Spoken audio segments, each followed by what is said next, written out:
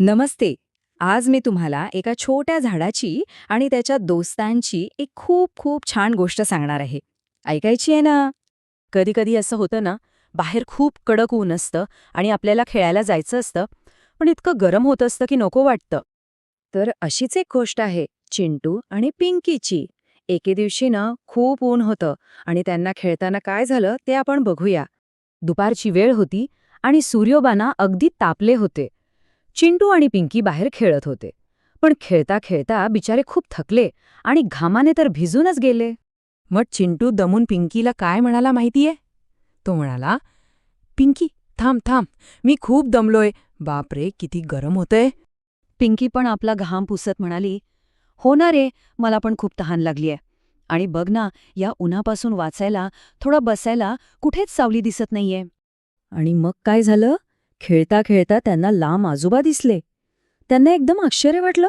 अरे, आजोबा एवढ्या उन्हात काय करतायत बरं?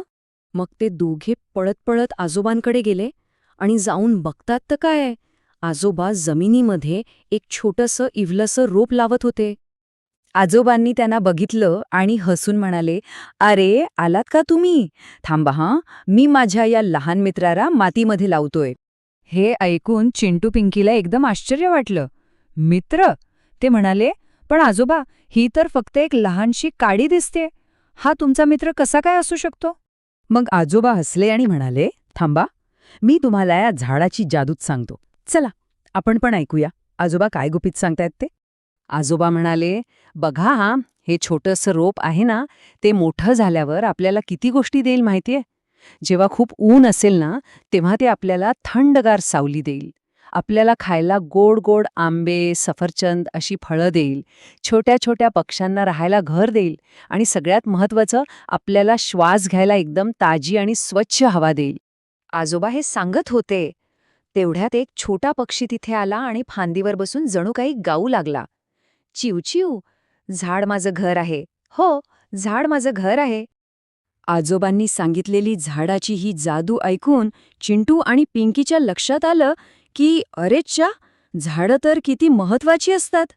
मग ते दोघेही आजोबांना म्हणाले, "आजोबा, आमचं चुकलं, आम्हाला माफ करा. झाड तर खरंच खरंच आपला सगळ्यात चांगला मित्र आहे." आणि मग काय, त्यांना त्यांची चूक कळल्यावर त्यांनी लगेच मदत करायचं ठरवलं. चिंटू आणि पिंकी पळत गेले आणि एका छोट्या भांड्यातून त्या लहान रोपासाठी पाणी घेऊन आले.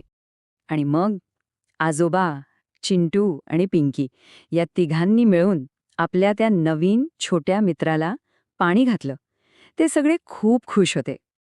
त्यांना इतका आनंद झाला होता ना, की त्यांनी मिळून झाडांसाठी एक गाणंच गायला सुरुवात केली. चला, आपणही त्यांच्याबरोबर गाऊया. चला, तयार? झाड लावूया, झाड जगूया, आभाळाला आपण साथ घालूया. शाब्बास. आता पुढे. झाड देईल सावली, झाड देईल फळे, झाडावरती जमतील पक्ष्यांचे मेळे. खूप छान.